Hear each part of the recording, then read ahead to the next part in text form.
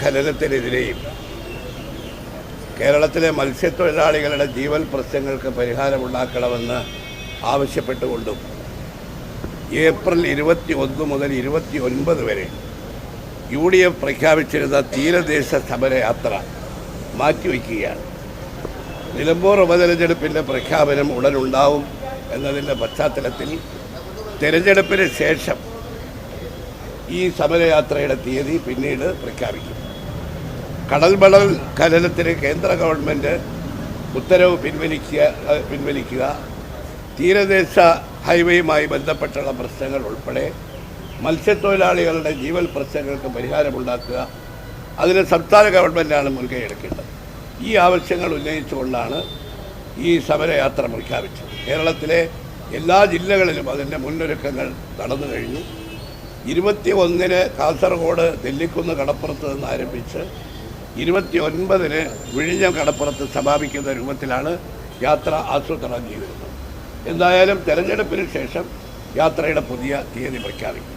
എന്നാൽ ഈ തിരുവനന്തപുരത്ത് മുതലപ്പൊഴി, ആ കാര്യത്തിൽ ഇന്നലെ തിരുവനന്തപുരം DCCയിൽ കൂടിയ UDF ജില്ലാ യോഗം മുതലപ്പൊഴിയുടെ കാര്യത്തിൽ സംസ്ഥാന സർക്കാരിൻ്റെ അലംഭാവത്തിനും അനാസ്ഥയ്ക്കുമെതിരെ അടിയന്തര പരിഹാരം ഉണ്ടാക്കണമെന്നാവശ്യപ്പെട്ടുകൊണ്ട് അനിശ്ചിതകാല സമരം പ്രഖ്യാപിച്ചിരിക്കുകയാണ്. ഇപ്പോൾ അവിടെ നടക്കുകയാണ്.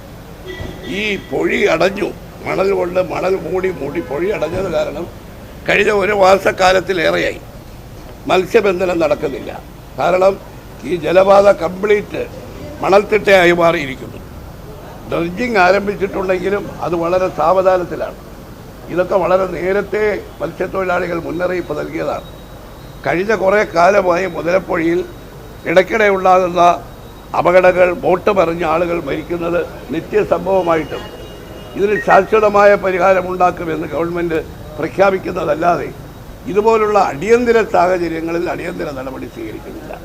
കൂടുതൽ ഡ്രഡ്ജിങ് യന്ത്രങ്ങൾ അവൈലബിളാക്കി എത്രയും വേഗം ഈ മണൽ മൂടിയത് മാറ്റാൻ ഗവൺമെൻറ് നടപടിയെടുക്കണം. ഫിഷറീസ് മന്ത്രി ഈ കാര്യത്തിൽ ഇന്ന് കോൺഫറൻസ് വിളിച്ചിട്ടുണ്ടെന്നാണ് ഞാൻ മനസ്സിലാക്കുന്നത്. പക്ഷേ കോൺഫറൻസ് കൊണ്ടൊന്നും ഈ പ്രശ്നം പരിഹരിക്കില്ല. അടിയന്തര ഡ്രഡ്ജിങ് കൊണ്ട് മാത്രമേ സാധിക്കൂ. അക്കാര്യത്തിൽ മുതലപ്പൊഴിയിലെ മത്സ്യത്തൊഴിലാളികൾ ഇന്ന് അനുഭവിക്കുന്ന ദുരിതത്തിന് പരിഹാരമുണ്ടാക്കാൻ വേണ്ടി UDF സമരരംഗത്തിപ്പോഴുണ്ട്. പുതിയ വാർത്തകളും വിശേഷങ്ങളും ഇനി വിരൽ തുമ്പിൽ. എല്ലാ ഡിജിറ്റൽ പ്ലാറ്റ്ഫോമുകളിലും ഇപ്പോൾ സീ മലയാളം ന്യൂസ് ലഭ്യം.